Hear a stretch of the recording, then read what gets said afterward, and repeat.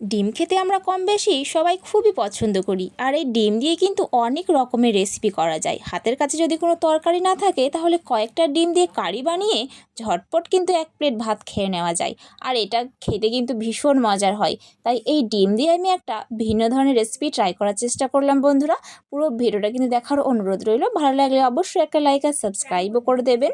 তো প্রথমেই আমি এখানে ডিমগুলোকে সেদ্ধ করে নিয়েছি আর খোসাটাকেও ছাড়িয়ে নিয়েছি। এরপর ডিমগুলোকে সাইডে রেখে দিলাম। একটা কড়াই গরম করে নিয়েছি, তাতে 2 চামচ মতো সরষের তেল দিয়ে তেলটা খুব ভালো করে গরম হয়ে গেলে এতে একটু হলুদ আর একটু লবণ দিয়ে আমি ডিমগুলোকে ভেজে নিচ্ছি।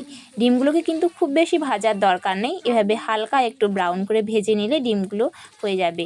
আর খুব বেশি যদি ডিম ভাজা হয় তাহলে কিন্তু ডিমগুলো রান্নার পরে শক্ত হয়ে যায়, তাই একটু কমই ভাজবেন।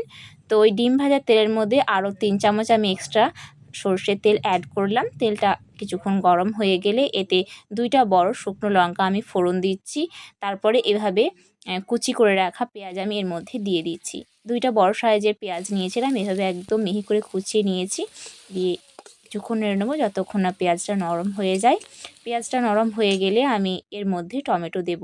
তো দেওয়ার আগে এখানে আমি 1 চামচ আদা রসুন দিয়ে খুব ভালো করে কষিয়ে নিলাম। আদা রসুনের গন্ধটা চলে গেলে তারপর আমি টমেটোটা ব্যবহার করব।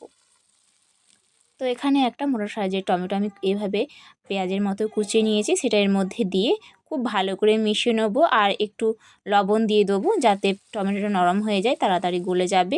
তো টমেটোটা নরম হয়ে গেলে এর মধ্যে হলুদ গুঁড়ো দিয়ে আবারও কিছুক্ষণ মিশিয়ে নিলাম, এতে রঙটা একটু ভালো আসবে মশলার আগে হলুদ দিলে। পেঁয়াজ আর টমেটোর মিশ্রণটা খুব ভালো করে কষিয়ে নিয়েছি, দেখতে পাচ্ছেন একদম নরম হয়ে গেছে, সবগুলো মিশে গেছে। এর পর্যায়ে মশলা অ্যাড করছি। একটা বড় চামচের 1 চামচ ধনে গুঁড়ো দিয়ে প্রথমে নেড়ে নেবো। সমস্ত মশলাগুলো দেবো আর নেড়ে নেবো, এতে মশলা কষানোটাও অনেক বেশি ভালো হয় আর পুড়েও যায় না। আর দিয়ে দিলাম স্বাদ অনুযায়ী লঙ্কার গুঁড়ো, আপনি চাইলে এখানে কাশ্মীরি লঙ্কার গুঁড়ো দিতে পারেন। আর দিয়ে দিলাম একটু জিরের গুঁড়ো, দিয়ে খুব ভালো করে মশলাটাকে কষে নিতে হবে যতক্ষণ না মশলার কাঁচা গন্ধটা চলে যায়। আর একটু জল দিয়ে আমি মশলা খুব ভালো করে কষিয়ে নিয়েছিলাম। দেখুন মশলা খুব ভালো করে কষানো হয়ে গেছে, মশলার গায়ে থেকে তেল ছেড়ে আসলে আমি এখানে পরিমাণ মতো জল দিয়ে দেবো। খুব বেশি জল কিন্তু দেওয়ার দরকার নেই, ঝোলটা খুব বেশি হবে না, গ্রেভিটা একটু গাঢ়ই হবে। তো সেই মতো পরিমাণ বুঝে জল দিয়ে আমি এটাকে খুব ভালো করে 1 মিনিট মতো ফুটিয়ে নিয়েছি। এরপর নেড়ে এর মধ্যে ভেজে রাখা ডিমগুলো দিয়ে আবারও কিছুক্ষণ নেড়ে নেওয়ার পরে এটাকে হাই হিটে একদম 7 থেকে 8 মিনিট খুব ভালো করে ফুটিয়ে নেব।